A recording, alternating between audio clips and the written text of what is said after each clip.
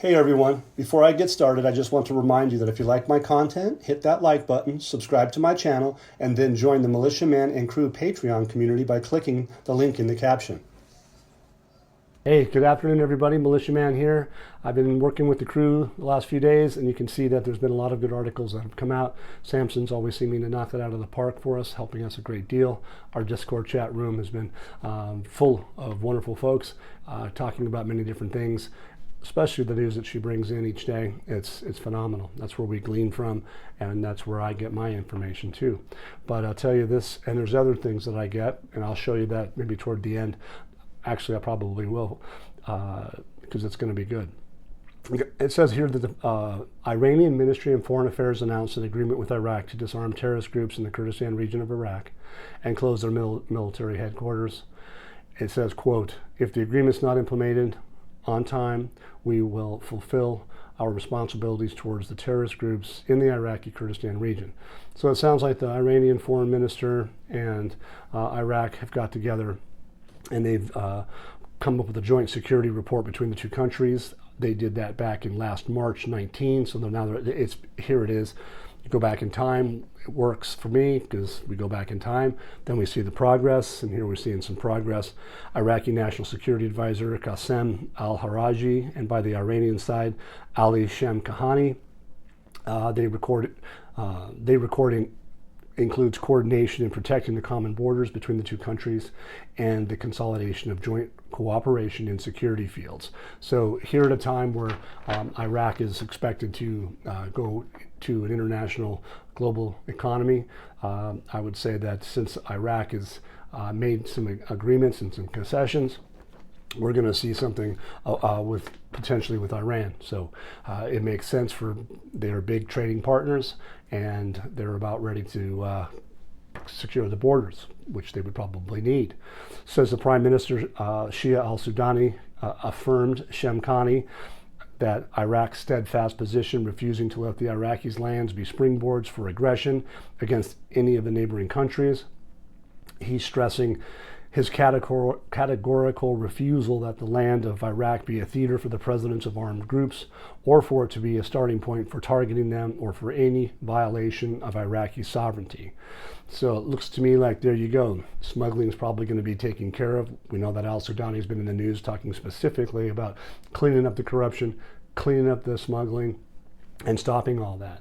Well, here we are. That's what they're talking about here. Secured borders is a good thing, and with Iran, Iraq, and possibly even Turkey, Saudi Arabia, Jordan, all of the other countries that are bordering Iraq probably have something similar. But at this time and juncture, being that Iraq and Iran are trading partners, are very large trading partners regionally, I think it's a pretty big move.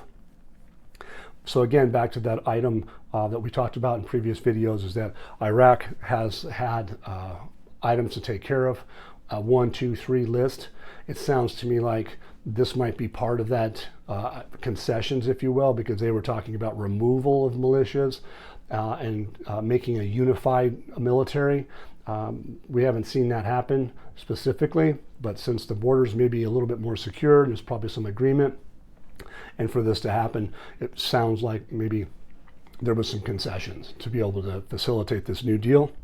So we're going to see how that plays out, but it really looks like that the border situation is ready to go. So let's see how this turns out on that.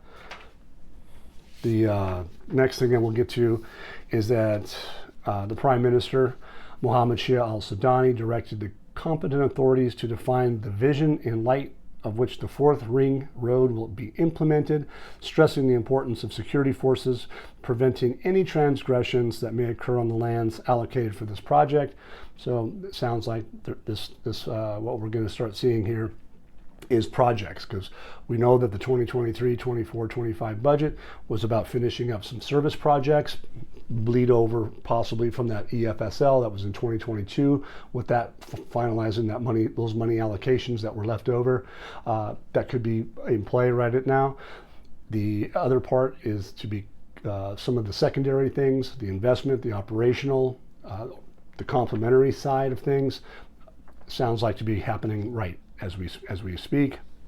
It says his determination, the vision and light of which this road will be implemented, the type of buildings that will be on both sides of it, and stresses that the security forces will prevent any transgressions that may occur on the lands designated for this project.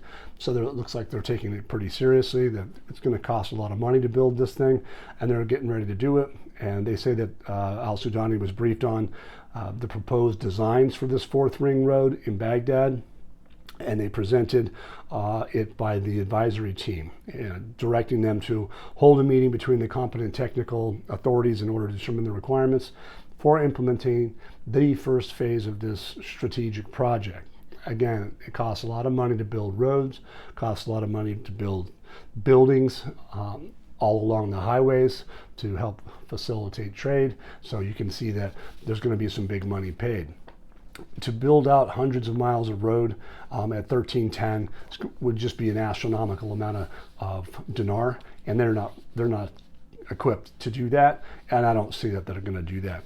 To get into the international market, we've said it time and time again, they're going to have to go to the international world and have a Article 8 compliant exchange rate. And so here again, on a different note, Al-Sudani has a different take on this, because I'm not saying it's a different take, but that's what I said. What I meant to say is that article talks about, well, this particular article is going to talk about some differences. Al-Sudani addresses a blind address to the government on the implementation of projects, okay? So we have to be careful when we read articles. I'll give you this example, is that sometimes we get it wrong, sometimes we get it right, sometimes they just have translation aspects that we just can't decipher. And so here's an example where I did an article this morning, and the quote was, Al-Sudani addresses blind address to the governance on the implementation of the project. Later I find this other article has a completely different translation. It says Al-Sudani issues circulars to all governance regarding the implementation of projects. So a blind address doesn't really get everybody's attention. But when he talks about circulars, we're talking about instructions. So just that's interesting that happens.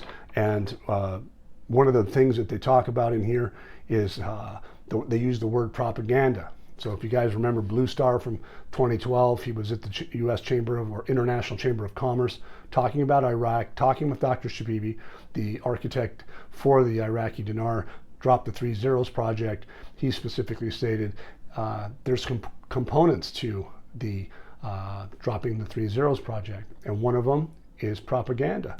And here Al-Sudani is warning people about propaganda.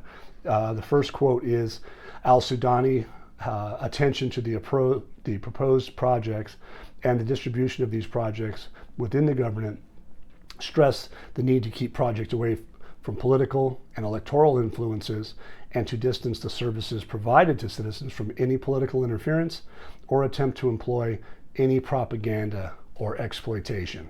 That's that particular article, but here it's the same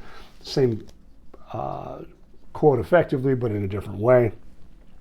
It says, and to distance the services provided to citizens from any political interference or attempt to recruit and propagandistic exploitation. So that's the translation. So we know that you have to kind of be careful on what you read, how you read it, and where is it coming from is a big issue as well. He directed these circulars to all governments to commit implementing projects compatible with the government program, and that they do not conflict with the government's vision in the priority of implementing infrastructure projects, and then moving on to the complementary or secondary projects. Those are some of the words that are different from the other article, but keep in mind, these are, I think, are instructions for implementing projects. Instructions to me, are about spending. Procedures are different. They're about what we can do and what we're going to do, but instructions are the implementation phase of it. And we believe that they'll likely be showing the governance a roadmap to which projects will be prioritized, because that's a necessity. They will basically, once they're implemented, they're going to require spending. And we haven't seen any spending specifically from the 23, 24, 25 budget. It just isn't happening yet. So we're going to pay attention to that, and keep in mind that Al Sadani mentioned projects that were in advanced stages and need to be first, and we're still ongoing, and we saw that. So we believe that. Why is that the case? Is that there was probably that money that I mentioned earlier on left over for those advanced stage projects to be completed, and we'll see how that plays out. But obviously, at this stage of the game, we're looking for them to go international. I mean, obviously, we're now looking to see the secondary projects get a move on. Everyone's gearing for it. I don't just mean us investors, but there are massive projects out there, contracts to be had. I mean, if you look at Total, for instance, it's a $27 billion deal. Country after country after country, electricity, gas and oil, all of those things are on the table as we speak, and we're still gearing for that internationalism. So planning, here's the planning department announces the imminent, keyword, imminent completion of the first phase of the industrial city construction project in Ambar Government. So here tonight is basically projects. They're talking about implement the imminent completion of the first phase. I mean, pretty heavy statement. The quote of the headline is the Ministry of Planning announced today, Monday, the imminent completion of the first phase of the industrial city construction project in Ambar. So look, we can see there's a push now to get the projects off the ground, up and running. There's going to have to be that spending, like I mentioned, but yet we haven't seen it openly yet. So this is all about Iraq's future. They're going to need to be Article 8 compliant exchange rate fairly quickly. So here we are. It's another good piece of information. And they go on to talk about what exactly that is in this article. But if you look that article up in Patreon, the new Ministry of Planning announced today, you can see what the statistics are. It's pretty interesting. So check that out. The next thing is specified timeframes. If you go back in history, you're going to find that we talked about this before, is that this gentleman by the name of Faisal Al-Hamas, the chairman of the Securities Authority, Saad Abdullah Al-Sheikh, Director General of the International Center for Finance and Trade, signed Wednesday. This is back on, I believe it was on the 8th of this month, but there was an agreement as the step comes a part of a strategy to achieve sustainable development by enhancing the economic environment and expanding the investment base. So they're trying to expand the investment base, but we've got to remember they said certain things back then, and then what do they have now? They have come to specified timeframes. We saw that the World Trade Organization representatives and the World Food Program and the European Union discussed a formula to joint action to support the process of Iraq's accession to the World Trade Organization. Whether we like them or not, they're in the background. They've been there for years. I think they spent 3 years, but it says he points out that the ministry is responsible for the internal and external economic policy and continues to work with the steps and programs to implement this within its ministerial curriculum and at the specified times. So if you remember, we talked about specified times from the Central Bank of Iraq through their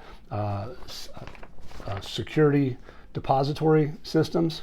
And they're here again. They had one for, I believe it was the 7th of August, the 23rd of August, and the latter part for the certificates of deposit has been announced with a deadline of 14 days, and the date of implementation of the auction will be on Tuesday, August 29th, according to what was published in the Central Depository System for Securities. And it says Islamic banks can participate since the date of publication of the advertisement until the day of implementation. So why I bring it up is because tomorrow is the day of implementation. It doesn't say it's the date of a reinstatement or an RV. It says that they're ready to go. So a lot of these things need to be placed at specified time frames for the potential circumstances of going international. That's my words. I think I'm onto it. I think a lot of us are feeling the same way. But here, be careful. These are just dates that this particular article suggests from the central bank, and it is for tomorrow. So we'll see how that goes. Could be an exciting exciting day for those investors that are getting involved with those Islamic depository, Islamic security certificates of deposit. Forgive me, a lot of things going on here. But here again, the American Console to the Kurdistan Ministry of Electricity. Here it is. It says the oil and gas file is important to Washington. No doubt. It's been on the books for a long period of time. I think they got started in 2003 or 2004, and 20 years later, here we are. Could be wrong on that. It might be 2007. But the U.S. Consul General in Erbil, Mark Straw, confirmed on Monday today that the oil and gas file of the Kurdistan region is important to the United States, and this came during the U.S. Consul's visit to the Kurdistan Ministry of Electricity and his meeting with Minister Kamal Mohammed Saleh. According to a statement by the ministry received by this news agency, it says the statement stated that during the meeting they discussed the files of electricity and oil. Got to remember, oil and gas law. What do they use? They use gas to help make electricity. So it's a big deal. It says that the U.S. Consul General stressed the importance of the region's oil and gas file for the United States, wishing the ratification of an oil and gas law in cooperation between the Kurdistan regional government and the federal government. So they go to say the two sides talked about the file of resuming the export of Kurdistan region's oil. And if I'm not mistaken, I think Turkey is going to show up tomorrow. We'll see how that plays out. It's not surprising. Another thing that's going to maybe be in the news, you're going to probably see, because there's been articles about Social Security law. Now we see stuff about the oil and gas law, but which, by the way, I don't think they're going to expose. It could be 100% finalized until after an exchange rate change. That's just my opinion. We'll see how it turns out. Hopefully I'm right. Remember, there's another law on the book, and it's called Amnesty. And Amnesty is a big deal. And interestingly enough, I believe, we're going to hear, I don't have it in writing because I'm a little bit behind, but if it is in writing, those that find it, great. But I believe that there is an amnesty law. And one of the things that the amnesty law specifically talks about is, it says, quote, amnesty, the law includes amnesty for corruption crimes under the condition that the stolen money be returned.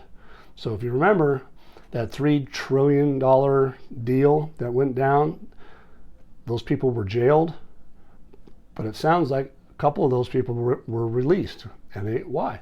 Because they gave back the money. They returned it. It says non-government organizations and politicians complained. Authorities implemented the law selectively and in a manner that did not comply with the intended goal of providing relief for those imprisoned under false charges for sectarian reasons. So if in fact that there is an amnesty law, anybody that is involved with it should know that those that are corrupt probably have some concerns right now, if that's the case. Because if you lose your immunity and you've done some bad things, I think maybe there's going to be some knocks on the doors. Anyway, fascinating stuff. I think that if you guys all can see where I was going with this, the projects, the exchange rate is necessary for oil and gas law. Other things, the projects are going to need it. So that's why this is really kind of a powerful time frame. I think everybody should be kind of excited and pumped, because I sure am. And I said, look, at this stage of the game, we're going to watch what they do. Again, the 29th is just a collective of all the things that Al-Sudani and the central bank, they've all talked about specified timeframes. It's their words. You can go into Patreon, type in search bar, specified, and you'll probably find quite a few articles that use that word. And so it's great. So enjoy, everybody. Have a great evening. And if you are new to this channel, hit that like and subscribe button. And if you care to help keep this content flowing, please feel free to tap one of those options to do so. Thank you so much for your help and kindness. Have a great day. Once again, guys, don't forget to hit that like button if you like this content. Subscribe to the channel or join us at the Militia Man and Crew Patreon community for even more exclusive content. You can also donate to this channel by hitting the links in the banner to help keep this page up and running. Your generous support is greatly appreciated, as always. Much, much appreciated. Thank you so much and have a great day.